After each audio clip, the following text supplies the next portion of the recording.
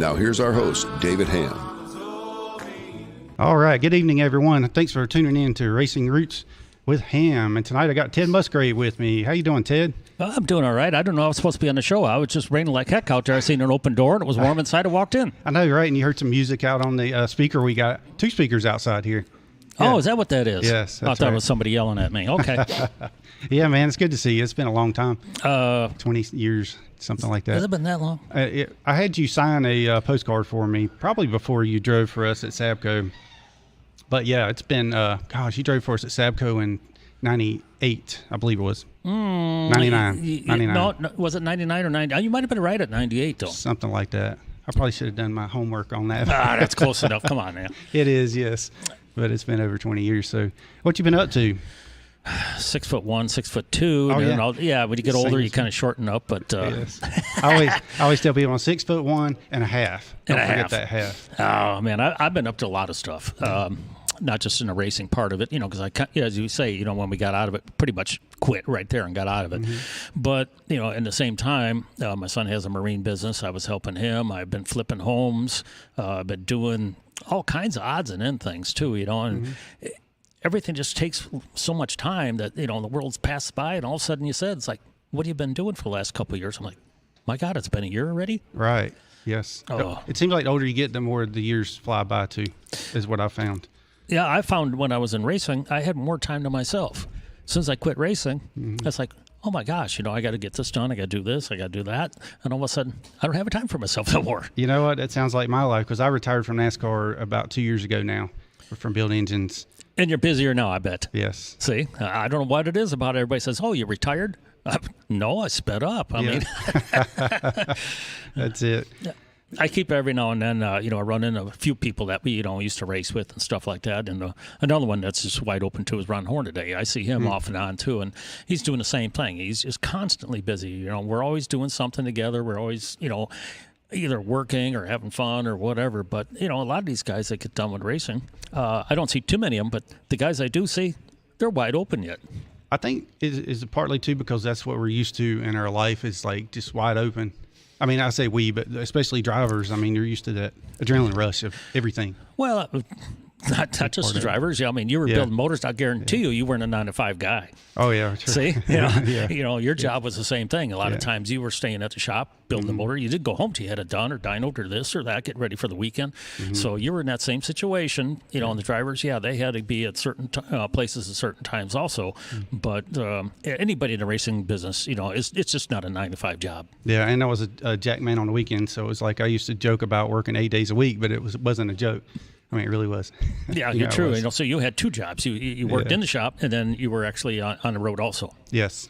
There you are. There's our lives. Yeah, exactly. So, and we got Phil Cavalli here with us, too. I actually got the Phil cam set up here. How you doing, Phil? Look at this. Doing dandy. How you doing? Good, man. And then Back from Daytona. We got a few spectators out there. We got the Fosses, and we got Debbie, right? Yeah, they're all there. And we got Kiki and Giggles. Got the Cash over there.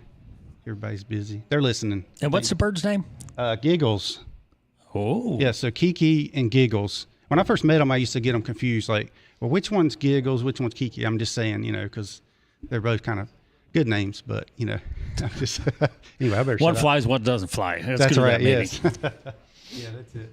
All right, so anyway, glad to have you. I do have a trivia question for you. And this might have been set up by one Foss. So who got the poll?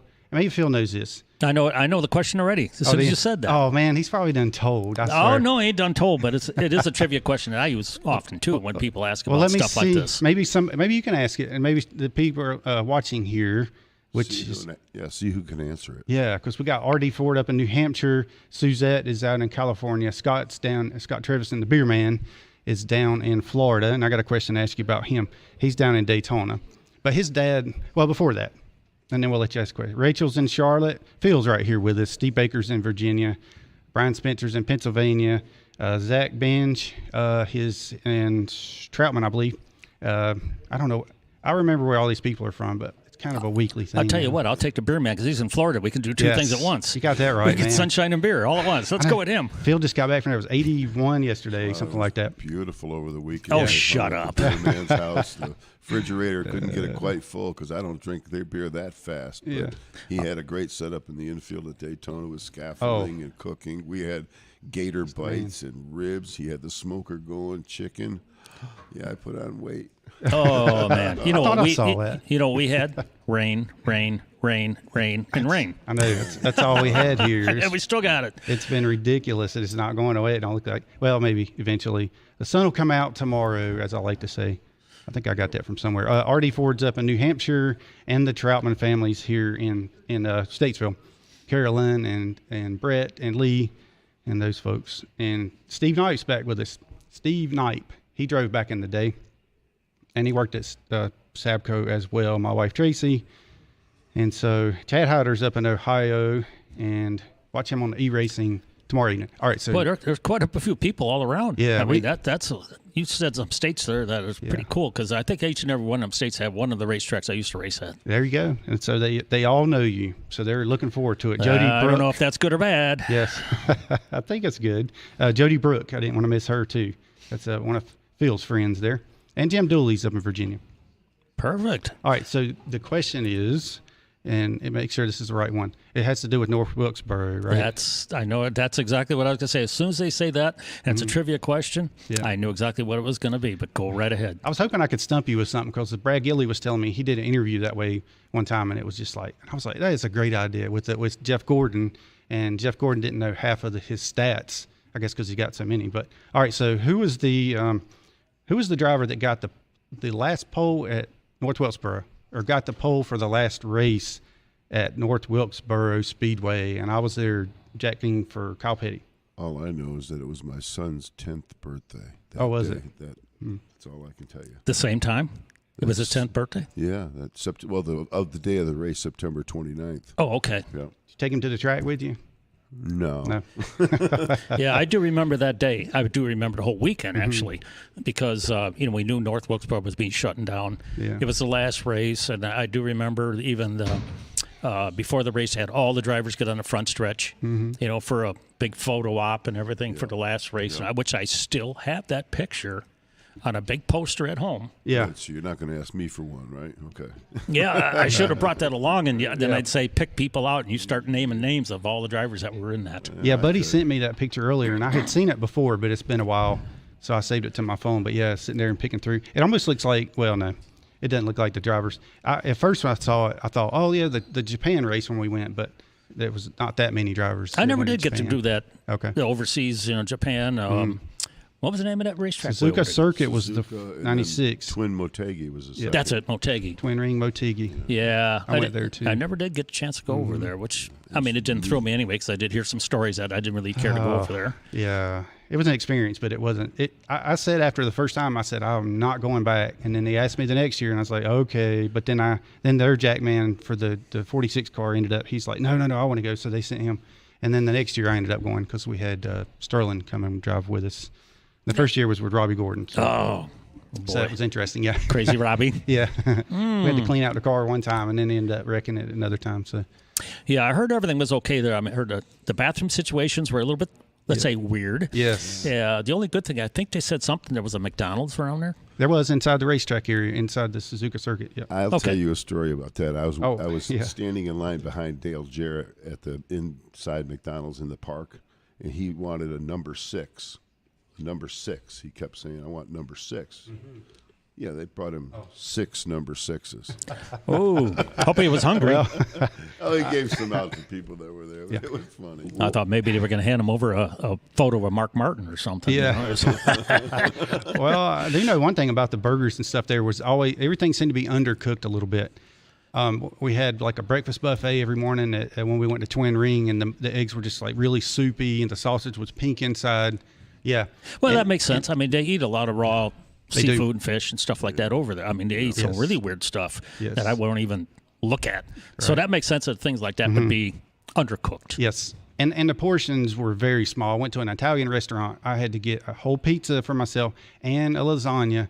and the lasagna was like a 1/2 inch thick. Yep. And it was like the hamburger meat was just like, it was extremely finely chopped up. No wonder they're all small over there. Exactly. That's what I figured too. I hung out with some of the Everything's- media, the writers, and Yeah. those boys like to eat, like Jeff Owens and all them from the scene. And I remember we would go to dinner at one place and turn right around and walk across the little area and eat at another dinner at another place. Yeah. Can you imagine these people watching this going, damn crazy Americans? I know, right? Probably so, yes. They eat everything. Yes. Well, and that's the thing. The people were smaller. The buses were smaller. The subways, trains, cars, everything was smaller. You know what you guys needed to do is find a buffet. Well, and that, yeah. And they'd probably throw you out. Hey, you leave. You eat too much. The only buffet we had was at the racetrack. And you were limited. You had Yeah. to stay in the park, basically. Yeah. You couldn't go outside. At Twin Ring, when we stayed there, we had to stay in the compound area. We had to stay, and we walked to the racetrack, so we didn't get to go anywhere else. But when we went to Suzuka, we were able to go over to Nagoya and ride the subway and walk through their mall. They had our grocery stores like on the 3rd floor, and it had octopus chopped up and eyeballs and all kinds of crazy stuff. Oh, my favorite. Yeah, right. Japanese sushi bars, not good. So yes. But back to what you were saying. Yes. North Wilkesboro, last race of the season. Mm-hmm. Who had the pole at that race? Oh yeah, we're waiting on the answer. Hold on. Let me see if we got an answer yet. We had one answer. Okay. Somebody answered Terry Labate. Oh, Was that? that's a the good answer? guess, but that would be incorrect. And then we got talking about Japan. So, Ted Musgrave, 1988 lacrosse Oktoberfest champion, Carl Wagner engine. Question mark. Yes. Steve Knight. Okay, so I'll build engines with Wagner in 2001, but that was it. Yeah, Carl Wagner was an engine builder for all of us up there, and he actually was from Markesan, Wisconsin. And when he started out, actually, it was in a barn behind his house. That's what his engines were being built out of. And I got to know Carl early on, actually, when he was in that thing. And I got to the point, he was helping a lot of us drivers because all of us, Trickle and everybody else, we always owned our own race cars, worked on them, built our own engines almost, basically. Yeah. But when Carl came into the scene to help us all out, he helped me out quite a bit. I actually went and worked at his shop because what I'd do is he'd build me an engine to go race 5 nights a week in Wisconsin.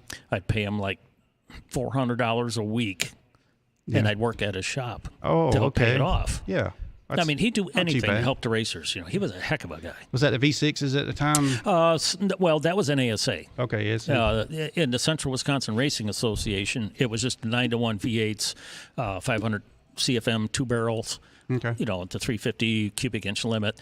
But like I say, it was an economical motors because that's what we had to have because a lot of us, that was our living. We didn't have another job. We just raced. Yeah. And Carl Wagner was one that really helped a lot of people get to where they are today, including myself. Yeah. I know he helped Nemechek a lot whenever he was racing, but he helped him in the way of having really good horsepower.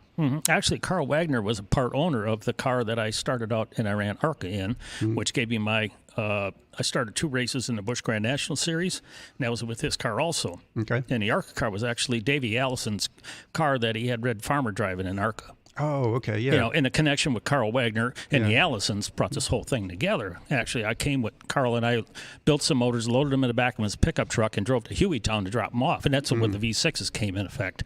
And like I say, helping Carl and doing that kind of stuff, just kind of helped my bill. Yeah, Yes. sure. But it all worked. It all worked. Well, that's a great story. Carl Wagner was he was an interesting guy. Oh, interesting. I slept with him in the motels because we were at Atlanta Motor Speedway dropping off motors. Boy, could he snore. Oh, really? Oh, my gosh. I could see that. I ended up sleeping in the bathtub, in the bathroom, with the fan running to try and block some of the snoring. Wow, yeah. He was a big guy. He was a big guy. Yeah. I'll tell you what, he's big enough where when he got to the racetrack, he hand lifted a V6 off the back of the tailgate and set it over on the ground for the Allisons. He just lifted it by hand and set it down. I'm like, ooh, I can mess with this guy. Wow, yeah. That's cool. I love bringing his name up, and people actually do remember him because I think he's underrated in a lot of ways. Yeah, and like I say, the biggest thing was he just helped so many people up in the Wisconsin area. Yep. So we had a guest on that, and my uncle Randy says last poll Jeff Gordon, and my uncle Randy was with me at that race. Matter of fact, but he said a bunch of question marks. So no, that's still not the answer. So y'all keep guessing.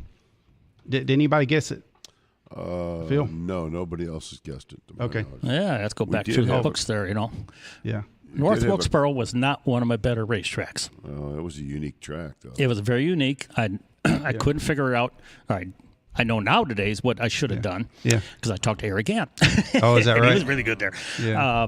But after even the racetrack, went away and stuff, I finally figured out what I was always doing wrong there Okay. in the race. Can you tell us? I know how to burn the tires up really bad. Oh, I can tell you now. I drive that thing down into one as far as I could possibly go. Yeah. Everybody else is letting off at the flag stand.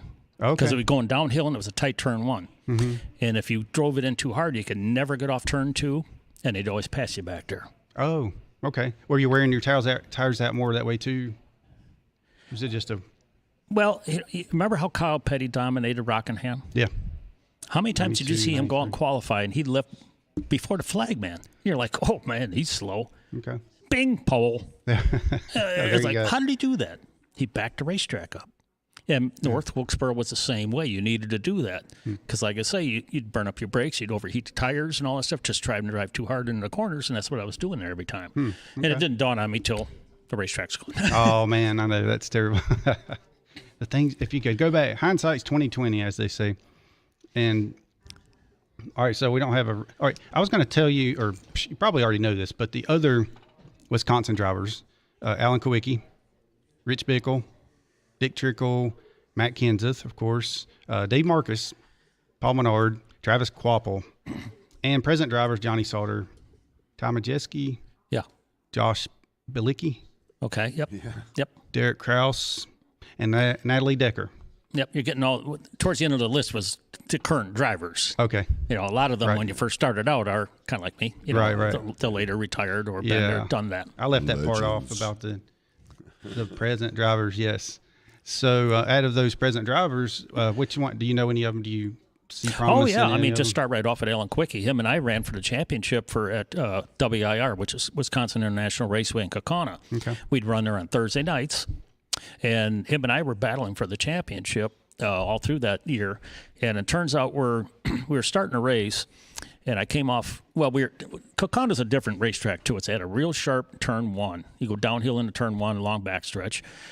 We waved a green flag for the feature. We all drove in turn one, and off of turn two, the starter decided he didn't like the way we started, so he threw the caution flag. Some people seen it, some people didn't. There was one heck of a wreck down the back straightaway. Cars on top of cars and everything. Well, one car hit me in the left front wheel so hard it snapped my wrist and broke all the bones in my wrist. Oh, yeah. So I couldn't move my arm. I couldn't do nothing. I was out for that race naturally. So the second week I came back, I had a cast. I was like, I got to figure out how to drive one-handed. Yeah. I can't give this championship up. Right. So I go back the next week, Thursday night, practice a little bit, try to figure out how to shift, how to hold the steering wheel and this and that. Had it down quite a bit. I'm like, yeah, I could do okay. Maybe just, I'm not going to be in contention to win, but if I get, fifth, eighth, something out of it or whatever, and Alan has trouble, or, I'm not going to give up. Come off turn two in the feature, and I got loose one time, and with one hand I couldn't correct it, crashed again. I'm like, okay, that's enough of this stuff. Yes. I have to wait a few weeks. I guess that goes to the thing where they say you got to let go of the wheel whenever you're ready Well, to wreck. yeah, in this wreck, I didn't see it coming. I was sideways down the back straight with Right. about 15 other cars. This guy drove right in my left front wheel and just to snap. To 'cause this they day, I were- still can't hardly move my left foot. Oh, yeah, because they were hammered down. Oh, yeah. They didn't realize it was a caution. It was supposed to be a caution. So we did get an answer. We got a winner there, but he had to look it up. I was giving you the biggest hint possible right here, friends. Yeah, he's sitting right next to you. That's it. Yes. Go. All right. So Steve Baker, he looks like he got the answer. So I might actually send Steve a prize, but you got to go on my website, dhamim.com, and send me your address. There's Steve. He's up in Virginia as well. And Dickie Dennis is up there in Virginia. He's just tuning in. He was the infamous fence climber in 2014 Richmond race. Oh, yes. He's got up there and did his arms up. Yeah. But he did his arms up because he had realized he left his cell phone down in the bleachers, and he was wanting to take a selfie with Harvick going by. Ooh. Pretty funny. I remember that, though. You made more TV time than me. That was cool. He made some announcers pretty mad there. Oh, I know. Ellen Bestwick, but it's all good. So, we got any questions coming in there, Phil? Yeah, the beer man wanted to know if you remembered his dad, Rich Travison, working with your dad. Yes. Yeah. Richie Travison, yeah. Yeah. Oh, gosh, yeah. That's the beer man's dad. That's when you said beer man. I kind of thought that was Scott him. Travison, I wasn't quite sure sure. because I said I'd rather be with him down in Florida drinking beer because I think that's who it was. Yes. Yeah, Richie used to help my dad back when in USAC and stuff up there in Illinois, and and then Richie actually moved down here a long time ago, way before we did. Yeah. And like I say, so we kind of lost track of everybody when things get moved around, but it's good to hear from somebody from the Travisons. Yeah. That was the question I was going to ask you, and then I just totally. It's at the top of my list. They lived in Glenview, Illinois, and he said he thinks his dad worked for Elmer. Yeah, Richie. Yep. Yeah, that's cool. Yep, he lives down. Actually, Richie passed a few years ago. Yeah, like I said, we kind of lost track of how things are here and there, but. Oh, yeah, the beer man. Yep, so Good deal. Scott and Jana, they moved into the dad's old homestead. It's just beautiful down there in DeLand. Yeah. Yeah, they have a beautiful farm. homestead, cattle and everything. My friends came to visit, and I stayed there, and my friends were on the beach, and I said, I got to go out and feed the cows before I can go to the track. And they thought it was funny. I said, serious, I got to go feed the cows. Right. So, That's the beer right. man's got cows and mules. Yeah. Nothing wrong with that. That's right. So Bob Pedersen tuned in. He was on the 42 car back in the day. We were talking about that before the show. He says, me and Steve and Trev aren't eligible. Bob, you're supposed to send me your address. I owe you a prize as well. And there's Jack of Zero Trade, sorry. How many G-forces when driving the big tracks do you feel like you're going to pass out?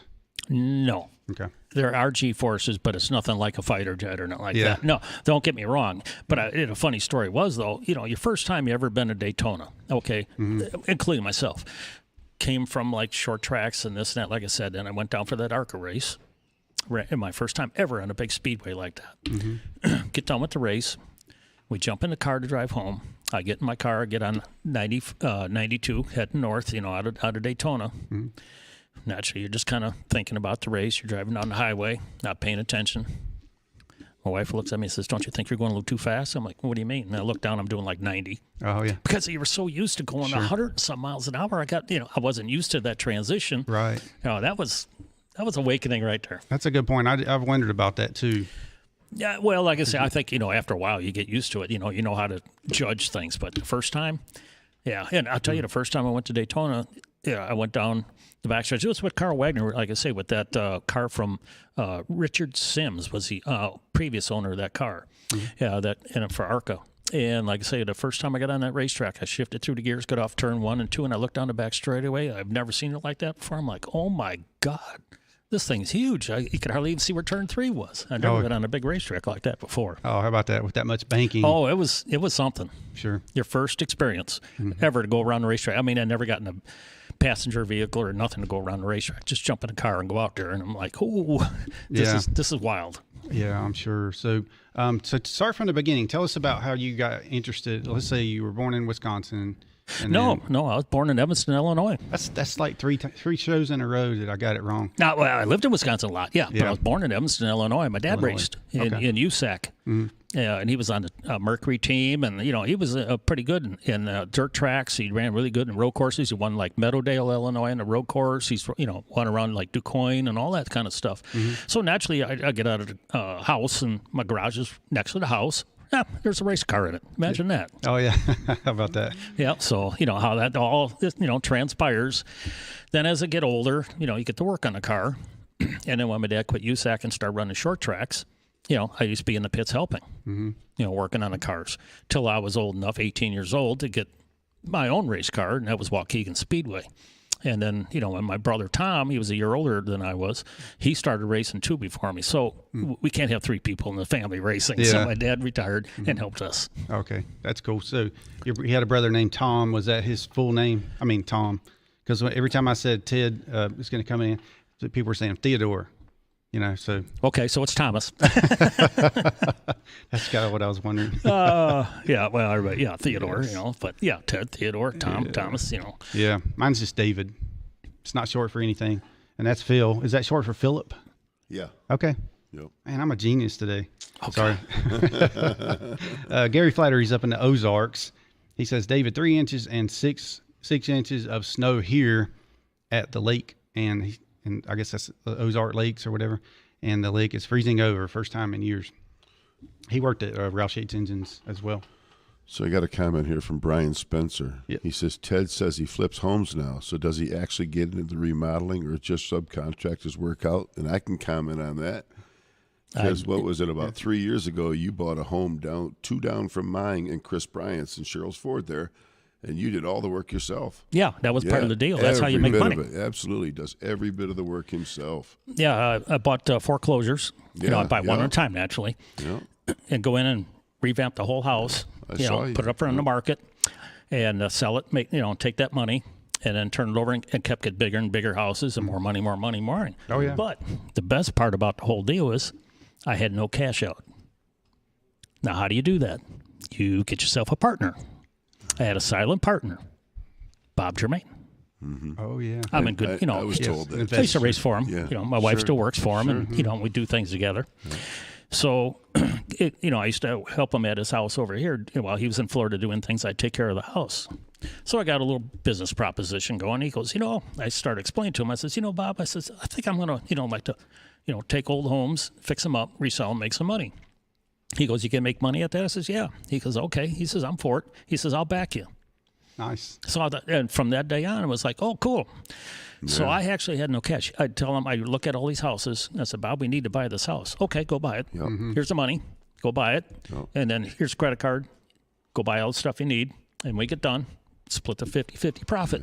Yeah, that's good. So I was never in risk of buying a house and saying, I ain't going to make no money on this. Right. He was. Yeah, but each and every house, we made money. Get me wrong. Well, and that's the way I like to do my cars and engines and things like that. It's other people's money, but I get to enjoy building engines and building the cars and doing that kind of stuff. I think Brian Spencer's up in Pennsylvania, but his son lives down here in Mooresville, and I believe he just got into real estate. So I was wondering if that had something to do with that question, which is a good question. So Harvick Fan for Life says, what was it like racing with Ron Hornaday Jr.? Wow.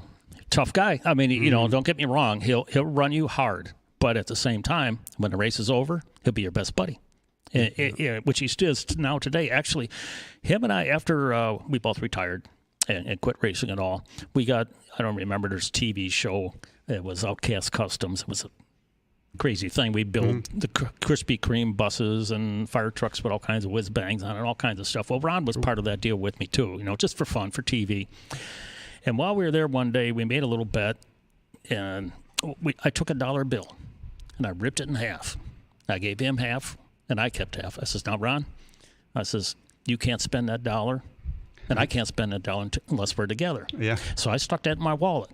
To this day, I still got it in my wallet. And every time I see him, I pull it out, or he gets his out, and make sure we each carry that along with us. Yeah. And that's been years ago. Oh, that's cool. That's a good great. story. Yeah. It's Krispy Kreme bus, right? You said that, right? Yes. Okay. So I saw that when I was out at Victory Junction. They had the Krispy Kreme bus there, and I was like, wow, that's an amazing machine. Yeah, it was like a 1959 something or other. I forget, old bus. But like I say, it was just for TV. We did a couple things at just customizing stuff. Matter of fact, I think the World Outlaws truck that carried around the actual race vehicle on the back, STP-1, all the speakers, all the stuff that went around the country. Yeah, we built that. Okay. So he drove for us when I was the jackman for the 11 car. When I was building engines for Wagner for that year, I went and jacked for the Busch Grand National car in 2001. And Hornaday drove. It started out as David Steele down in Florida, but he decided he didn't want to race in any Cup series or in any NASCAR series, so he went back to sprint cars. Yeah. Okay. And we had like Tommy Houston, it was Marty Houston. Marty. Yeah, he drove some, and I don't know. I was wondering if you did too, but I don't remember. There was so many drivers that went through that car that year. No. Okay. All right. Yes. So, but Hornaday, when he put him in the car, it was like, wow. Oh yeah. Like I say, he'll race you hard. He's a good racer, great racer. I mean, because he came up the same way, But like I say, that's one guy you didn't want to see in your mirror. He's almost like, he's almost like the Earnhardt person. You're driving along, you say, "Who's behind me?" It's Hornaday. I'm like, "Oh God, no." Yeah.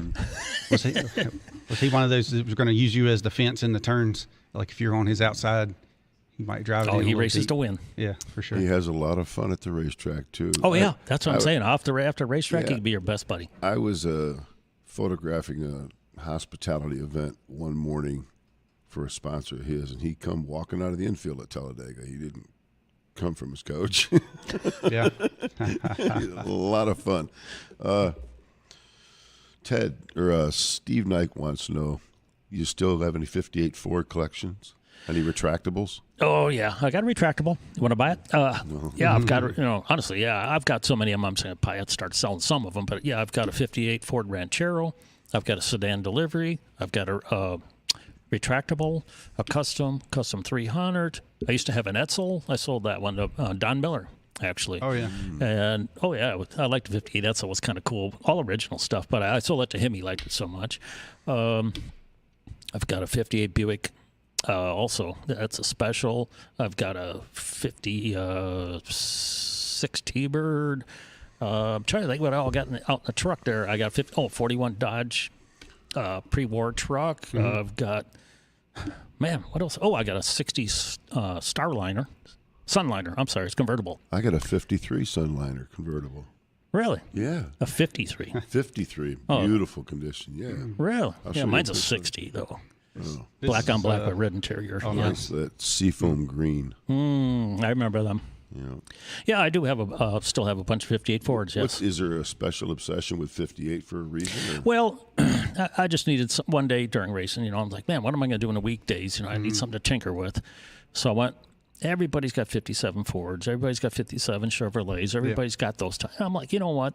I'm going to do something one off of that. That way, because everybody's going to swap meets and everybody wants to buy the original parts. You ain't going to find no 57 Chevy or Ford original parts. I bet you can find some 58s. Yeah. Sure enough. Yeah, so that's why I didn't. I got a lot of original stuff. Yeah, Let me ask your opinion on something. A friend of mine, we're talking about old cars this weekend, and we noticed that in the future, will those cars devalue because the younger generation doesn't really have a desire for them? When you see these big auctions, you see a bunch of old guys like us watching and buying it. Do you see a less interest by the younger generation and less care to take care of them? Yeah, I really do. That's what I mean. A devalue is going to happen. Well, it is, but it was something I needed to do. Yeah. So if they devalue, Well, yeah, I'm it not is what talking it is. necessarily towards each collection. I'm just saying a sad thing for the whole industry of itself. Well, right. It's just like you and I going up buying a Model A. You ain't gonna spend money on a Model A. It's kind of so far outdated, and yeah, right. The generations keep going. So as time goes on, if it's not a special type of a car, it's not going to be worth as much as it is, previously right now. Right. Yeah. I'm working on an engine for a 47 Buick convertible right now, but I'm trying to find parts for it. Good luck. Yeah, I know it is hard. Yeah, I actually the 58 Buick. I bought that out of Roswell, New Mexico.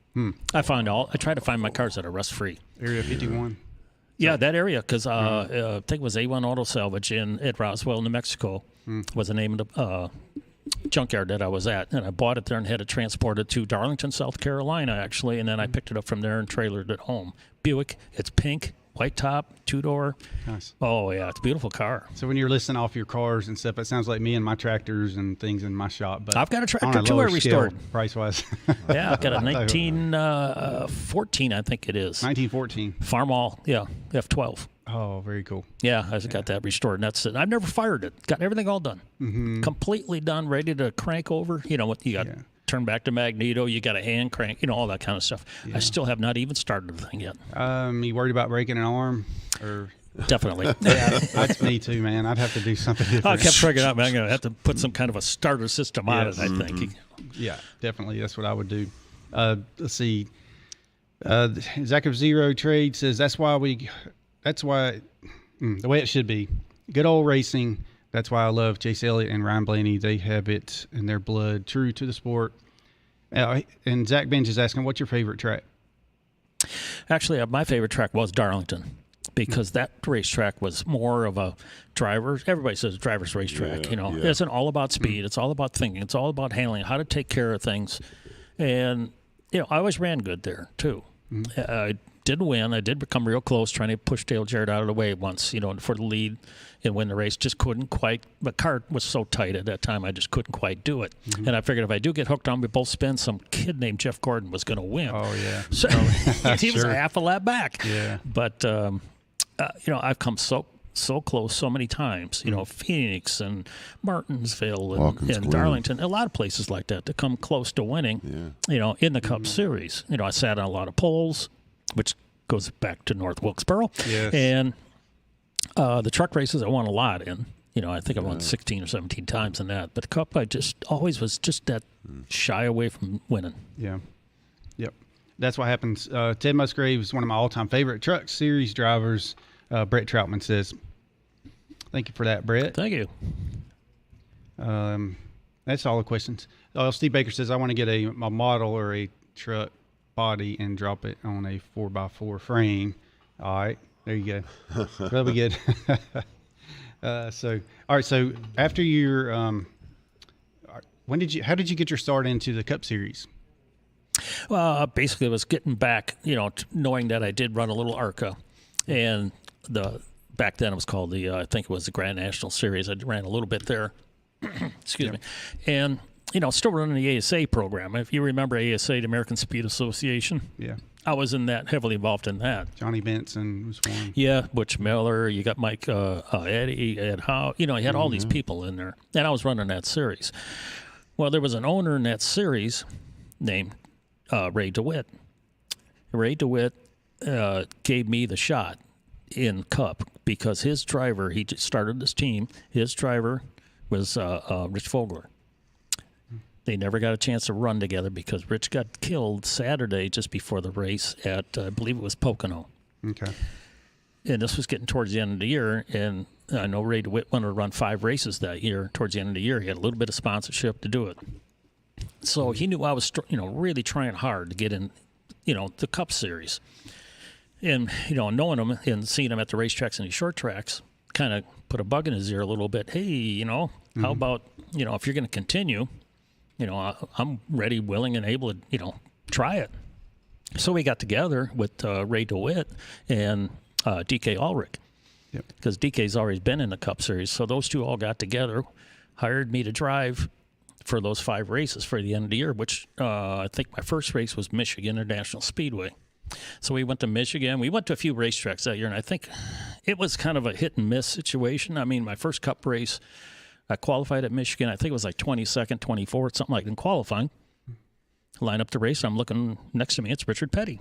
I'm like, must not have done too bad right now. We ran like part of the race, motor blew up.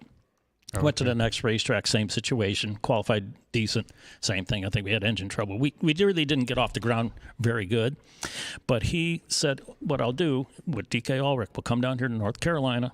He'll run the show, get some decent equipment, and we'll try to run for Rookie of the Year next year if you're willing and able to do that. I'm like, why not? I like this. This will work out. So that was my start through unfortunate situation, with Rich Vogler being killed at Salem, Indiana, I think is where he went to an open wheel car. And like I said, that opened the door for me to get in that car and start my series there. Yeah. Who was doing engines for you at that time? Do you remember by chance? I'm just curious because. I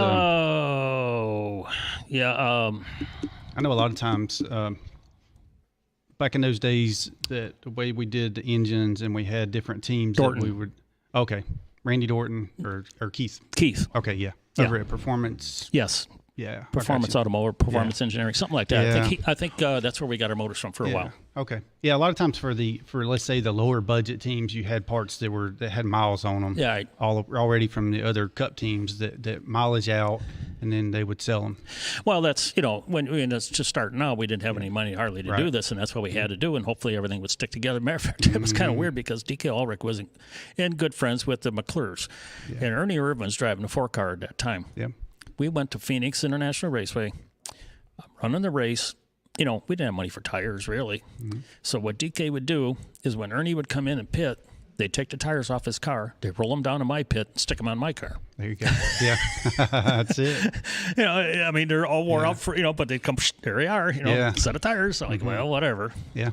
That's, and things have changed so much in the sport, but I know back in the day, it was kind of like you did what you had to do. Well, that was it. But you know what? We did make every event. That was a nice thing was we didn't come here and then all of a sudden 2 months later we come back. We did run each and every event. We skipped through. We did whatever we had to do. We didn't win Rookie of the Year. Bobby Hamilton did because Bobby's a good driver and also he had really good financing and stuff with Country Time Lemonade. Yeah. TriStar was their company with George Bradshaw and trying to remember from Pro Motor there. Yeah. Passed away, and it's a bad thing I can't remember the name, the engine builder. Yeah. Rich. No, it wasn't Richie. No, that was. I'll have to think about it. See, when I'm not thinking about it, I'll remember. That's exactly what I'm doing. A great guy, too. Yeah. Helped me out a lot. But, they had some pretty good financial backing, and Bobby won Rookie of the Year. We gave him a run for the money, but we had fun at it. Yep, that's it. Yeah, I remember the cover to Winston Cup scene. They had your little go-karts facing each other off. For the Yeah, well, actually, it wasn't go-kart. You're exactly right, though. Yeah. We took 2 pit wagons. Yeah, that's what and it we was, crashed right. into each other. Yeah, we had them up on top of each other. And we were supposed to hang out. Yeah, that's exactly right. I do remember that photo shoot. Yeah. Yeah, so back in the day, that was Ted Knipe says that was several lifetimes ago. It does seem like it. Gary Flattery, Stephen, nope. Do you remember me from the parts room at Sapco? Okay, so I'll just go ahead and connect this, and I think that's what Stephen's talking about. But Gary Flattery went to work. Stephen Knight was the parts manager, and Gary Flattery went to work for Stephen Knight, basically. I think he was running parts and whatever. And then Gary got a job over at Robert Yates Racing, and he went to work over there in their heyday when Robert was, they were winning a lot of races. And Gary went in there and worked in the dyno room. He calls me the hardest working man in NASCAR, but I always say he's the hardest working man. Yeah, he was a parts man over at Sapco? Yeah. Yeah, okay. Mm-hmm. Like I said, when I got there, that was a transition when Ganassi was buying in. Yeah. So I know the parts room didn't have a lot of parts. And what we were trying to do, and I can understand it, was Felix and everybody was trying to more or less run a lot of parts out of there. Be done with them. Don't buy anything extra, because the end of the year we're sold out. So it is what it is. Back in the day, we used to be able to walk back there in the Sapco parts room and just pick off the shelf whatever we needed, that kind of stuff. But then they got really stringent about it. And then, of course, they were starting to sell everything, so we had inventory of all the engines and that kind of stuff. But we had, of course, we had Kenny Irwin, and then he died at New Hampshire, and I was building engines for him at the time. So, do you know that I came that close to driving a 28 car? Really? Yeah, a lot of people didn't know that. Yeah. I was actually at Charlotte Motor Speedway during a test. Yeah. And I was with the Roush deal. And I was out there running around. I knew Robert was there with the car, the 28 car, because they were going to test also. Yeah. And I never seen it on the racetrack. Car was ready. All the crew guys were there. Everything's all ready to go. So finally, I was pretty much done at the end of the day. Robert comes over, and they said, you done for the day? I said, yeah. He says, would you mind taking the car out, shaking it down for us? I'm like, okay, why? Well, Kenny was supposed to be there. Mm-hmm. Never showed up. Yeah. So I actually got in the car. I made a couple quick laps in it, shaking it down a little bit because I thought they were going to, Kenny was going to show up late. Yeah. So I actually did get to run it a few laps. Actually run faster than did in my car. Yeah. I'm like, well, I kind of like this one. How did you feel the horsepower difference? I mean, a little aerodynamics. They were pretty good cars. Mm-hmm. So it wasn't like a week or two after that, I got a phone call from Robert, and he wanted me to come down and talk to him. Okay, so I went actually down to RYR and got in his office, and we talked a little bit. And wanted to know my, program, what it was doing, how things are, my contract, this and that. And he was going to try to see if he can get me in to drive the 28 car. Wow. But the problem was, I don't know if you could say this on radio. That's fine. The statute of limitations is far gone, I guess. Yeah, it was sponsored by Texaco and all that. Yes. Well, the head lady at Texaco and Kenny Irwin were having a little togetherness. Oh, okay, yeah. So they couldn't get, she didn't want to get rid of Kenny. Yeah. To hire me. I see. Yeah. It was so it was political kind of. It was a political thing going. Right. Yeah, I guess you call it political, whatever. Robert wanted me to get rid of Kenny because he didn't show up a lot and things weren't quite right. And, yes, and he was on party mode for sure. That's why he wasn't at the racetrack that day. Yeah. So Robert had enough of that, but he couldn't get rid of him because of that stuff. Yes, I understand. So that was I know when he come to drive for us at Sapco, we kind of went through a little bit of that with him. With this, he was still in the whole party mode thing, but then he ended up getting killed, and then you ended up coming to drive the 42 car for a little while. So we had a big meeting. It was right after Kenny Irwin passed away, and we had a meeting. It was probably 15 of us in the room with Felix, and he was like, he needed suggestions for drivers, that type of thing. And so that was kind of where we got some ideas for having who we were going to have to drive the car. But I know we went through several drivers but I know you were one of them. Yeah, true. I mean, I got the opportunity to do that. It was actually kind of neat because I did drive for different owners. I actually drove for Bill Elliott when he had his team. I actually drove for Bud Moore, Butch Bach. I drove for of course, Jack Roush. I drove for DK, and so I go down the line. There's people I did drive for. Yeah, that are pretty high standards in this business here. So it was kind of neat. Yeah, for sure. I mean, you had some great sponsors and great car owners, legendary stuff. Yes. That's what I'm saying. Look at it. It was some pretty neat. Cool. I mean, drive for Bill Elliott. Sure, why not? He was my teammate. In other words, Right. Yeah, it was pretty cool. For sure. And you had legendary guys working on your crew. Like that guy Buddy Foss. You remember him, Buddy Foss? Who? I think he's too. I think he's got to throw something at me over here. Yeah. Yeah. I need to put on I need to make this the Buddy cam. There he is, right there. You see, Buddy. Buddy's camera shy though. I don't understand. I can't quite get him to. I talked to him about coming on the show sometime, but I figured since he's not going to come on the show and sit over here, I'll put him on the show right now. How you doing over there, buddy? Good. Good to see you tonight. You and Tommy. All right, so I got him on the spot there. So how was Buddy? Was he good worker? Good hard worker? Yeah. He get everything tight underneath the car. That's the whole thing. Yeah, when he was awake. Yeah. When he was awake, yes. Yeah, it was. Well, I must say, when you climb underneath that car, that's a good place to sleep. Oh, that's what I'm saying. Yes, you could. A few times I pull the shoes out and pull them out, and he's still asleep. Come on, shake him a little bit, push him out of the creeper, and slide him back underneath again. Yes, I knew that. Yeah, I think that's why you want to be the underneath mechanic. Oh yeah, of course. It's the creepers are comfortable, and underneath the car, it's cool, low to the concrete, which is cool and nice.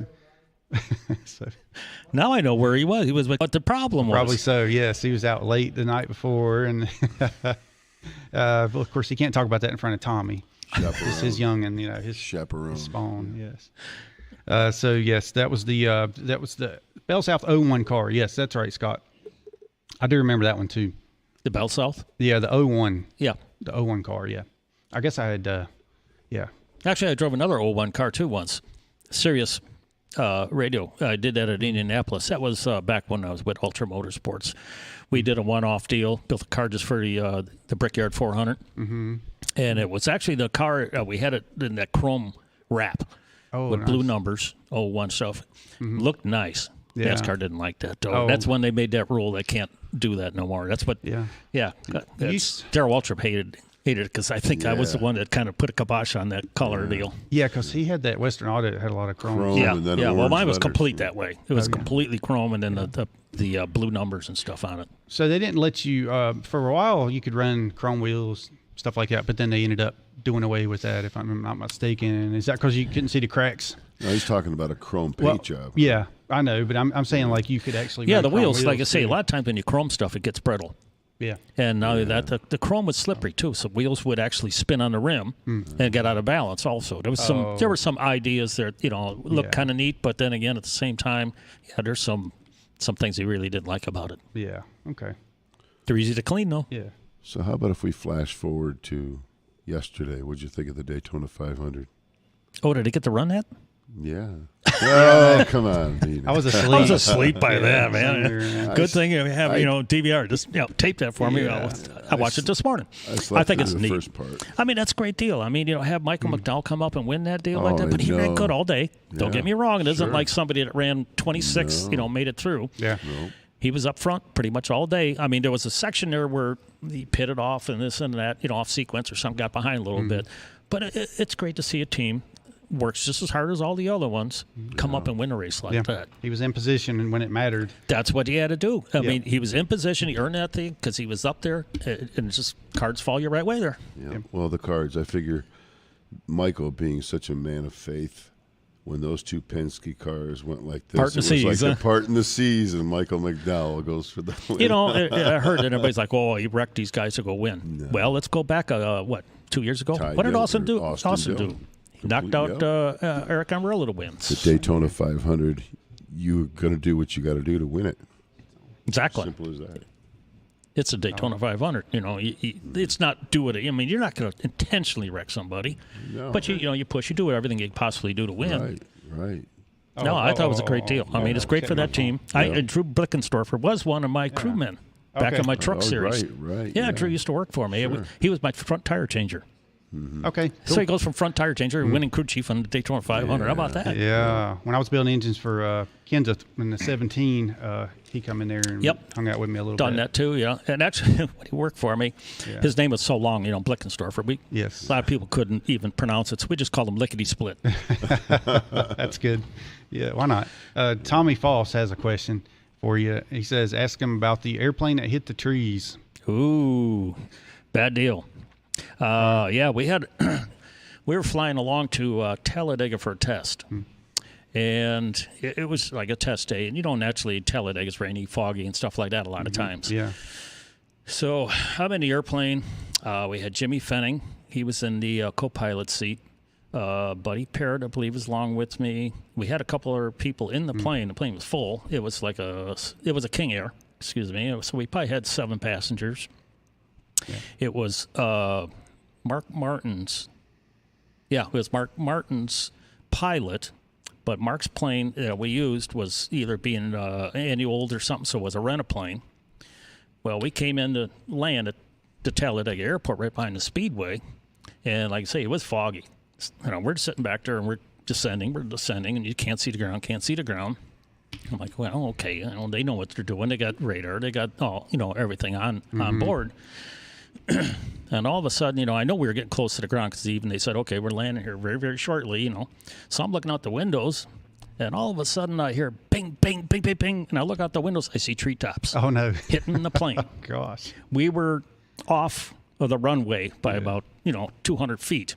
To the right, coming from the south. Yeah. We were going to land in the trees. The pilot was off. Wow. Yeah. Man. Yeah, and he instantly throttled up, pulled up, but not before we had quite a bit of damage. We almost crashed in the trees. With all, like I say, with Buddy Parrott, Jeremy Fenny, we had everybody on board there, and that was a really bad deal. We pulled up, and we made our beeline over to the Birmingham airport, the big airport, and that's where we had to land. Even though we had ILS and all that stuff, we still went over there and landed, and there was so much damage in the plane that we couldn't take off anymore. Actually, the FAA had to come out, file a report. The wings are damaged, oil coolers got sticks stuck in it, and all that good stuff. Oh yeah, it was. Wow. At least you had the Parrot luck on board with you, right? Oh yeah, kind of sort of. And we had Talladega. It was cursed anyway. The Speedway. That's what I'm saying. It was. Yes. We were so close to just crashing in the trees. Yeah, because we landed. They have rumors that was an old Indian burial ground or something. Right. Exactly. Yeah. Yep. And so we landed there on the Race Day Express. Every time you say DK Ulrich, I think about this because Diane, she had the Race Day Express planes. Yeah, Dan Sawyer. Yeah. Yeah, and so some of those were very skeptical planes. Anyway, always dripping oil out the back and whatever. So we landed there one time and we hit the runway so hard because it's a short runway, so we hit it so hard all the oxygen masks fell down. And then when we got off the plane, it was like kiss the ground, And then whenever the plane was taxiing around, it blew out the windows in the airport, whatever you call it. Oh, I remember that. Yeah, yes. Yeah. But I flew with DK quite a few times in my freshman year in Cup. Yeah. And I remember a couple times we took off one time, and I think it was to Richmond or Dover. I'm sorry, it was Dover. We took off, and we got up in the air, and one of the clamps for the turbo come off the motor. Oh no! Yeah, we had a quick descent. We only run on one motor. Had to make emergency landing in Greensboro. Another time, our landing gear wouldn't come down, so we had to actually go and shake the plane, like drop real hard and pull her up real hard. And keep trying to slam till the wheels came down. Oh, gosh. There's more. Oh, there's a lot more I can tell you about, but let's just move on. That flying stuff. Oh, yeah, that wasn't my, every time we went to a racetrack, I was almost going to take a cab, it was a lot safer. Yeah, and that's the thing, too. Just about every weekend, it seems like we're flying somewhere, and so, yeah. And there's a lot of airplane traffic. I know that the guys that come back, I think it was 94 whenever they had the plane crash at Charlotte. And those guys, I was texting with John Bryan was a friend of mine at the time. Well, he still is. But their plane landed like right after the plane crash happened at Charlotte. I was driving around the airport at the time, and I felt this just big gust, and it was one of those, and it just started pouring down big time. But anyway, so the Race Day Express, imagine if that plane just got, we always thought that would have been, it'd have been a bad deal anyway, but just to lose like everybody. anyway, yeah, well, enough about airplanes. So I got a name for you, Ted. A mutual friend of ours, and I've talked to him recently. Father Dale Gruba. Oh, really? Yeah. He's doing all right. He had a minor cardio infraction a couple of years ago that set him back, minor heart attack, and everybody was worried. He came through just fine. He was so upset that he couldn't go to Slinger. He went for years and years. Oh, yeah. Yeah. And he's a fellow photographer and priest up in Wisconsin. Good friend of Ted, so. Oh, gosh, yeah. Father Dale Gruba, I mean, he was just the staple of up in the CWA, Central Wisconsin Racing Association. He was our mainstay. He'd go to all the races. He had his little column in the Midwest Racing News. He just something else. I'm telling you what. Fellow photographer, too. He'd come down to Daytona year after year. Yep, real nice guy. He'd come and say the prayer for the 600 up in Humpy Wheeler's office every year, too, and stuff. Real close in the racing community. He was real close to the Allisons, too. Yeah, very close. He wrote a book about Alan Quickie wrote a book about him. Mm-hmm. Yep. Oh, that's cool. Who was your favorite photographer? Any of them. Probably Dorsey If they're Patrick. taking a picture, they're my favorites. I like you. He liked Dorsey Patrick. You remember Dorsey? I'm sorry? Dorsey Patrick, you remember her? The woman photographer. She's pretty Well, there much, was a few of those. she's the one that pretty much broke into she was one of the first females in the garage in the early 70s. You remember Dorsey? Oh, that was way back then. I remember Kristen Swinky or something like that. Yep. Kristen Schwenke, yep. Yeah. And, of course... Chobat, you remember David Chobat, always with the box of pictures and stuff. He's probably the most infamous photographer in NASCAR. Oh, yeah. Sometimes I wanted to shy away from the photographer because I'm probably doing something I wasn't supposed to be doing. Here comes the photographer. All right, We talked about that. Yeah, we have to have that would be a whole other show in itself. So, actually, Phil came in the first time that he come on the show. He brought his pictures in, and we had a camera set up here, and he went through a lot of them. But some of them he couldn't show on camera. Yeah, some. Yeah. One about you I talked about, too. Yeah. Yeah, he has one heck of a zoom lens. No, I'm kidding. He didn't show us any of those. But there was no bathrooms around. I'm sorry. Yeah. I have those, there you too. go. All right, so Brett Troutman says, tell a good Jack Sprague story. How did you race Jack Sprague in the truck race? Very nice guy in the truck series. Yeah, he was. Jack was, he's from Michigan, a short track racer, much like I was. Yeah. And, everybody had nicknames for him. Someone says, one whack Jack or, one track Jack or this or that. But he was a fierce competitor. I mean, he would win just as bad as anybody else, And the only thing I did notice about Jack is I could get in his head. Yeah. I could kind of rile him up for the race or, kind of spin him out, in other words, before the race started. Sure. That was one thing I did get to do, and I still to this day kind of laugh a little bit about it because, if you just keep poking, tweaking on him and this and that, you could actually get him riled up and know that he's going to get, rewired in the head during the race. I'm sure there was probably a lot of drivers you could do that to at times, and some that you probably couldn't. Like, let's say Earnhardt. I mean, I would think Earnhardt would be like the man of steel, kind of like. One time, Dale was coming up. I was living in Milwaukee, Wisconsin, on a little farm there from Jerry Gunderman when I was racing in ASA and doing a little bit of the NASCAR stuff. And Dale had to do an appearance at a Chevrolet dealership real close to where I was at. Mm-hmm. So Benny Artell was his PR person at that time. Yeah. Well, being from the Milwaukee area, he was from Milwaukee area and this and that. So Jerry Gunderman says, hey, if you guys got time, just stop over at the farm. We'll have a little picnic together. Nobody else. We're not telling anybody you're there or something. If you want to stop over, we'll have a little barbecue and stuff before you head over to Michigan International Speedway for the race. So it turns out where he goes, yeah, we could do that. I'll bring Dale and stuff. And Dale's like, yeah, we're going to a farm, have a little barbecue and stuff, away from everybody. That's fine. So he came over. And we did that. We had a little barbecue, and, had picnic tables and stuff set up out in the backyard and this and that. So we had that going on. And that day, it was, he was on over to MIS for the race. Well, I was racing in it too, but I wasn't going to, I was going to drive or this or that. Mm-hmm. He says, well, how are you getting there? I said, I'm going to have to take off and drive and get over there tonight. He goes, well, just jump on the plane with me. Nice. I kind of looked at Dale Earnhardt, told me to jump in his plane. He's going to give me a ride to the racetrack. Very cool. Yeah, so okay, so here I go, I fly over there. So as we're racing, I'm going along. I'm going down the back straightaway one time, and I'm not real fast on the back straightaway. My cars are not, as good as his. All of a sudden, I feel it, boom. I look in the mirror, and here he is, pushing me faster than I ever wanted to go down the back straightaway down there. And he just had that big old grin. You could just see it, little mustache pushing up in the mirror. He's just like, pushing. I'm going like 20 miles an hour faster than I should be. I'm like trying to wave him off. Yeah. He's grinning. That's cool. Oh, gosh, what a guy. Yeah, very cool. So Jack of Zero Trades, do you have a driver that you pull for? Do I have one? I guess that would be your current. Yeah. Do you have a favorite driver? I guess would be. And let's add to that. Who would be your, besides yourself, of course, as a driver, who would be your favorite driver of all time? Ones you worked around that you enjoyed hanging out with, and just your favorite guy to be around. Well, there's a lot of favorites. You can put them in different categories. Sure.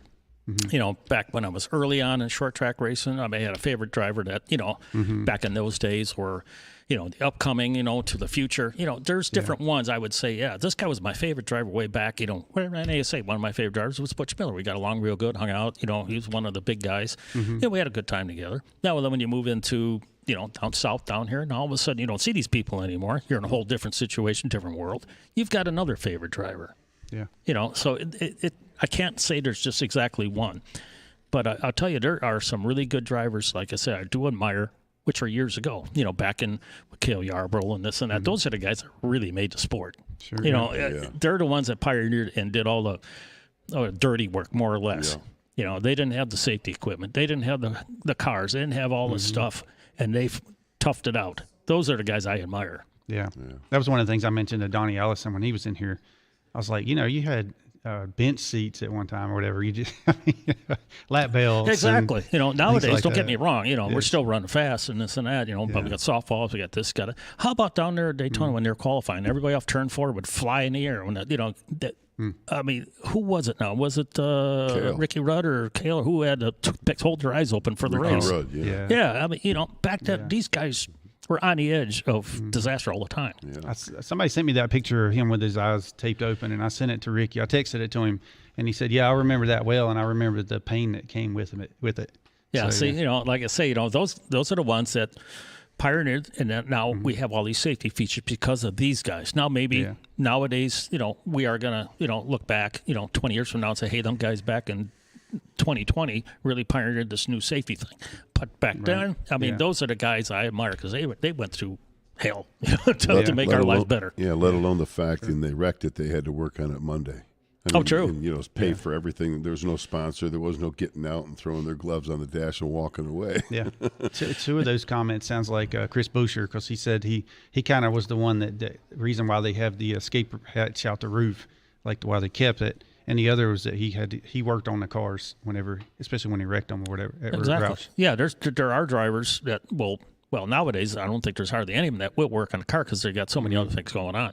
Sure. But, yeah, back then, as you said, these guys actually got out, grabbed wrenches, helped pull transmissions, do whatever it took to get back out there. That was just the sport back then. Yep. That's right. So what was your Rachel asked, what was one of your most meaningful wins? Ooh, the most meaningful. I'll tell you what. Let's kind of go back again. Back in my short track ASA type situation wins, I think what really meant one was winning Winchester 400. That was a really dominating race. I won it. Mm-hmm. I think I led the field by like 2 laps by myself and won that race. That was really meaningful. That was like a really performance. The car was just perfect. Mm-hmm. Okay, then you come in a truck series. I think the one that was really kind of cool was winning at Darlington in the fashion that we had to do it. Yeah. And then, like I say, I did not get a chance to win the Cup Series, so I couldn't say, okay, that was my most meaningful win in that series. Well, what was your, let's say, the funnest time you had, the best car you had at your track in the Cup Series? Oh, let's see. In the Cup Series, I had a couple really good cars and really good runs. I actually had a shot, like I say, to win at Dover, but Jack ran me out of gas. I had a good car there, handling good. Was going to be one of the perfect days. Miscalculated the fuel. I had to come in. There was some really other good times too. I mean, I really couldn't pick a point. They're all good to me. I mean, any race is good. Even when you're wrecked, you're still good. You're out there, you're racing, you're having fun. Yeah, there you go. I was kind of combining those two questions in because that's what another question from one of our listeners there. And Chad Hatter says, still want that Wallace chewing Gordon out picture feel. Yeah. Yeah. And there was another time I was going to bring it up, and you can talk about it or not, whatever. I've had Bill Engel on here a couple times, but we never did talk about. Apparently, he got into it with you one time. He was kind of hot-headed at times. I was at Martinsville, and he was the crew chief for Ricky Rudd at the time. I had a good car at that time also. I think we're running like 4th, 5th, 6th, somewhere right around there. And we went down in the corner, and I think he checked up a little bit because somebody in front of him did. And I got in the back of Ricky. Yeah, and spun him around. And just getting towards the end of the race, I think, it was like 20 to go or whatever. So we finished the race. I think I was in the top 5 or whatever, because I had a good car at that time. And I come down pit road. You stop the car. And, first thing you do, drivers, you stop the car and you put your window net down. And then you reach over, you're taking your gloves off and unhooking a helmet. And I did that. I still had a helmet on and stuff, I believe. And I turned back up to look out the window to grab, the bar to get out. And as I looked up, boom, in come a fist. Wow. And it was from Billy Engel. He was mad at me because he thought I took him out intentionally. Yeah. Yeah, it's like, really? Okay. So he gave me a black eye. Oh, wow. Yeah, I'm like, and he yelled at me about it. I'm like, didn't see this coming. Yeah. So I get out of the vehicle, I walk over to the NASCAR trailer and explain this to him. So we had a little meeting. They fined him, I think, $200. Yeah. So what I told, I think at the time, I'm not sure who was running the head of NASCAR at that time. I says, okay, tell you what, here's my credit card. I'm going to start pounding on people. Just start adding it up. Yeah. Right. It's $200 a hit. Yeah. I'm having fun. I know, if that's all it is, right? Yeah, well, he was a boxer at one time too. So yeah, I mean, it was big, and I'm defensive. I'm sitting in the vehicle. At least let me get out. And swing back or something. But speaking of being in the NASCAR trailer, I've been there a few times. Oh my god. Oh yeah. Oh yeah. That's funny. One was I went down to Daytona in Truck Series, and they put these wickers on the front of our fenders. These little 90-degree. They stick out, like spoilers, to slow them down, push more air. So we're down there for qualifying. And Wayne Auden was the director of the Truck Series. And he was out on pit road with a pair of duckbill pliers, and he'd look at everybody's fenders, and make sure everybody's was 90 degree. Well, I had a fast truck in practice. Scott Riggs and I from Ultra Motorsports, we had good trucks, good fast trucks. So I'm kind of looking at this thing, and I'm next to go out. So I'm buckled in the truck, helmet on, ready to fire it up. And all of a sudden, he sticks his hand out and stop. Don't take off. He takes these duckbill pliers out, and he starts pulling on my wickers to push them forward. Oh, man. And I'm kind of like, what in the world are you doing? Yeah. And my crew chief, Gene Needs, over on the pit wall, and he could see him getting red hot, screaming and yelling. And I just kind of put my hand up like, don't worry about it. I got this. Yeah. I took off down pit road, went through the first gear. Second gear, you come up by the wall. Usually come out of pit road. You come all the way up by the wall to make the track as round as you can. I got it where I just got real close to that wall and knocked that wicker flat back. My first lap of qualifying was 192 miles an hour. Oh, my we were gosh. faster in a cup car. Gene comes over, he goes, shut her down. Don't take a second lap. Wow. So anyway, I come in the pit area, and naturally, I'm impounded. Officials are all around the car. Sure. The truck, excuse me. Yeah. And they wanted, so anyway, I got a little bit of trouble on that one a little bit. So I explained to them, I said, you go for first gear, second gear. I said, got a little loose. I quick corrected. I got in the wall a little bit, continued on. So it wasn't until the next day they let my truck out of impound, but I had to go meet with them. And they said, we should put you this back of the pack because the car or the truck did not come back after qualifying like it left the racetrack. Okay. I said, exactly. I said, oh, okay. I said, does that mean when Jeff Gordon got the pole at Indy, when he came off turn 4, slapped the wall a little bit in qualifying, bent the spoiler back in the quarter panel? Remember he sat on the pole? I says, did you take it away from him then? Right. So they looked at me and says, don't ever do that again. Get out of here. Well, and that goes to the whole thing. Was that a Ford at the time? No, I had a Dodge. Oh, okay. I was just thinking about how a lot of times Fords seem to have a disadvantage. Or it's like NASCAR didn't want the Fords to do as good for whatever reason. I don't know if he's mad at Roush or what the deal was, but just always had that feeling. I don't know. There was just, I don't think they had enough support or something, because I know the Dodge manufacturers, I mean, I know what support we were getting, money-wise, technical-wise, and all. That's the same thing, but David Dollar had the race team there with Dennis Setzer. Chevrolet was the sponsor and stuff. They were pouring money into. Ford wasn't really putting that much money in at the time, I don't think. Yeah, okay. Well, that kind of explains that. And I know with Robert Yates Power back in the day, a lot of times they were trying to slow them down. They weren't taking, well, they was doing different things with their spoilers would be taller, different angles and all this kind of stuff. There was a little variations because it was variation. They didn't have the common template back then. Yeah. And the funny thing was when my team did shut down, Ultra Motorsports, after I won the championship, and Jimmy Smith said, okay, I'm done. That's all I needed to do. And he shut it down. Well, that was like 2 weeks before the race. We had already started building Fords because Dodge pulled out. Sure. Okay.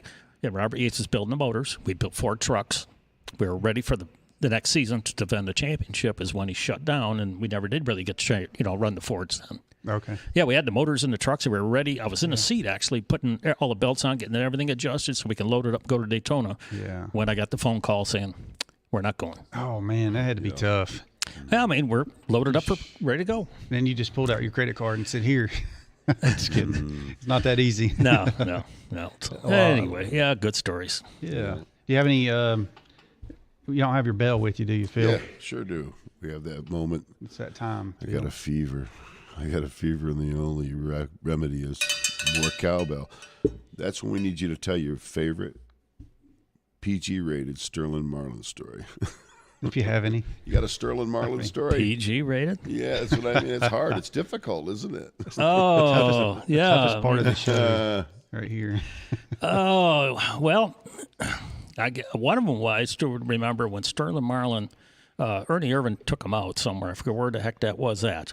In a cup race where Ernie got into Sterling, spun him out, wrecked him or whatever. And the next week, I remember Sterling came in with a pair of glasses and in a garage area, found Ernie and threw him at him, says, here, you SOB, you must need to use these or something like that. I remember Sterling doing that. And somebody else probably seen this too. Yeah, Sterling took a pair of glasses and threw them at Ernie. Like, here, you must need glasses. Probably sound like, hey, I'm going to need glasses. Yeah. Well, I'm keeping everything PG. I mean, I got a lot of stories, but I mean, that's the one that we could tell. And I'm assuming that's after Ernie's bad wreck at Michigan too. Yes. So after, Yes. Gosh, that's funny. One of these days, I'm gonna take all the Sterling Marlin stories and put them into one video. But that's always our buddy Scott Travison's request. Oh. And he says, "Great show, guys." And RD's asking a question. No, I was going to say eventually we can spin. Oh, yeah. We'll have to do the spin. Question. RD had a Ted Musgrave. Great hearing your stories and your history, not only racing but as a builder. It sounded like you did quite a building yourself. Yeah, I mean, like I say, I did the electrical, I did the plumbing, I put the flooring down, I paint the walls, I'd plaster, I'd knock walls down. I did everything but the roofing and lay the carpet. I mean, that you got to kind of leave the professionals. Well, I know that. I'd install windows, I'd pour the concrete, I'd just remodel completely, do all kitchens, tile, everything. You had to. Like you say, if you subcontract it out, you're losing money. Absolutely. Yeah. But if you do it all yourself, you don't have to hire anybody. That was the only way to really make it work. Yeah, that's like David had a guy brought in a beautiful Chevy Impala into his shop, and the guy didn't really fussed about the engine work that needed to be done. And I told David, it's a beautiful car. Tell the guy you'll buy it. And he could do all the work himself and turn it into a gorgeous car. Right. Mm-hmm. Cut out that overhead.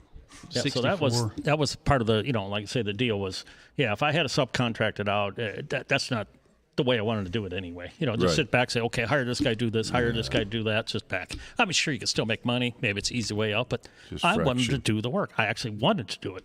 Well, I know that place you remodeled down our road there. That was a place that was a mess. It was heavy smoke and everything in there. You did a hell of a job. Remember that? That was terrible. That was the smallest house I ever did. Yeah.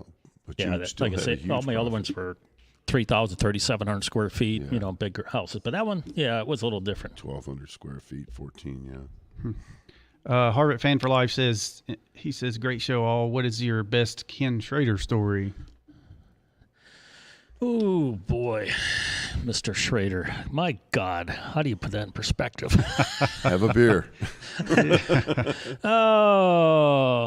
I mean, as much as, everybody knows Kenny, all of his craziness and stuff, I guess my best story, and everybody does know it, is when him and Big E went out on that lake with that little car. Yeah, that one that, goes on land and... Amphibious. Yeah, the vehicle, amphibious thing when him and Dale, they got, half and half. Yeah. Kenny wanted to buy the car. Mm-hmm. He goes, come on, Dale. I guess they're looking at himself. You buy it, half, and I'll buy half of it, and we'll go have fun. And the two of them got in and actually went in that little pond and stuff behind Kenny's shop back there, floating around and stuff like that. I mean, just weird stuff. Didn't he? I think he was down off of 152 or somewhere out there. Yeah. Right. Yeah. You were. Well, see, you do know I do. That's what I do now with my son. We got our marine business. Mm-hmm. It's Musgrave Marine, naturally. Okay. Yeah, and I've been helping him. He's been doing for like 18 years, and that's what I've actually been doing now for the last few years is full-time helping him with, repairing boats and jet skis. And he actually lives on a 103-foot houseboat on Lake Norman. Yeah. Oh, okay. Do you know Tony Lambert by chance? Yeah. Okay. Yeah, we'll pass your resume on to Jersey Kid. Yeah, actually, there's a lot of people we work for or fix boats for. Yeah. Even Ryan Pemberton. Yeah. Robin Pemberton. We got fix his boat. We work on. I don't know. You name it, they bring it in. Matt Crafton brought his pontoon in. That needs to be fixed. We've got crew chiefs to owners, people at Gibbs come in. I'm just, you just name it. You got yachts? Have you worked on a yacht yet? Well, houseboats. Lake Norman's got them, right? Well, yachts. Jet skis, motor, ski boats, cabin cruisers. You work on about anything. So how do people get a hold of you for getting their boat repaired? Do you want them to or no? Yeah, well, no. It's very easy. Yeah, you call my son. His business there. So 704-500-3324. Okay. You just remember it's Harry Ganton and Jeff Gordon. Yeah. Yeah. There you go. That's good. Yeah, that's the way I remember. Every time I got to call him, let's see how to call my kid. There, let's see, Harry, Jeff. Okay, I got him. Yes. A guy who told you how to race on the track, Harry, and a Jeff who showed you how to race on the track. Mm-hmm. Yeah, for sure. Yeah, I had a good time. I mean, like I said, when I quit, everybody said, "Oh, you're done racing." They have to remember, I raced for 33 years straight, and every year. From when I started in Wisconsin or even before that in Illinois, when they start adding up to years, it was 33 years nonstop. That was plenty. Yeah, that is plenty. And I know I recently retired, but I was in 25 years in NASCAR. But people say, do I miss it? I say, well, I miss some of the things about it, but I don't miss the traveling. I like to be at home. Yeah, you get wore out sometimes. It's about time, like you say. It's like, okay, enough is enough. Let's bring in the younger generation that like to travel and have a little more fun. I've been there, done that. Yes. Well, I'm not quite done. I'm hoping to go back when things loosen up a little bit. He just thinks he's young. Well, he thinks he's 16 again. There. Yeah, I'm not totally surprised. You're scaring me because I'm in my 33rd year of it now, so I'm not quite ready to come off yet. We'll see. I am enjoying the time at home, though. Yeah, you will. I mean, you think about it, rode hard, put away wet type situation. Yeah. Yes. It'll get on you. Yeah, for sure. And it surprises me to hear you say that, too, but I get it. Rode hard. He's been actually working in my shop some, and it's been going pretty good. I wish I had pictures of him. I mean, I wish I should have carried a camera around taking pictures of him taking pictures. No. And I have one, and I found it. My uncle took it at Wilkesboro, I guess it was that time, and he was standing on a pit box taking a picture of me doing a pit stop, or us doing our pit stop. So, so I actually have that. I'll show it to you. It's not that prominent. I'm kind of in the corner like, where's Waldo? Yeah, there's two. Where's Phil? Yes. Yeah. All right. So, all right. So that ends the show, but don't forget to check out my website, dhamim.com, and also go on to Racing Roots with Hamm on Facebook and hit that like on that page, because that is where I always put the link to every Monday when we have a new guest. It's always going to be on there. And then otherwise I sit down and start sending it out to people as well. And that takes a lot of time to do. But thanks again so much for coming in with us. And maybe we can have like a show sometime where bring a friend and y'all talk about racing against each other. Okay, does that mean I got to leave now, get back out in this rain? No. Oh, no, yeah, you got to find somewhere else to hide. Yeah. You can hang out with us. It's nasty out there. I do want to say we do have your wife, Debbie, in the house. Mm-hmm. And one of the planned shows that I think is going to be a special treat to tune into is we're trying to get 4 wives of drivers in here.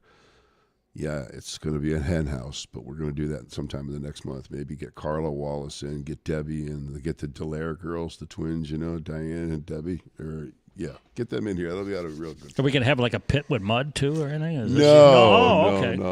It'll be Goodness sakes. limited Not that kind of access. show. I had a visual there for a second. Oh my God! Still got a social distance, Ted. That might be the after show. Yes. Yeah. Yes. But you don't have to, but you can stick around and get your pictures taken with giggles on your shoulder. Yeah. So, yes. All right. So that's it. Thank y'all so much for tuning in, and tune in next Monday. But don't forget to hit the like and subscribe, of course, and go back on here and comment and ask any questions you want Ted to answer. And I'll make sure to send that question to him, because I'm sure we maybe missed a couple or so.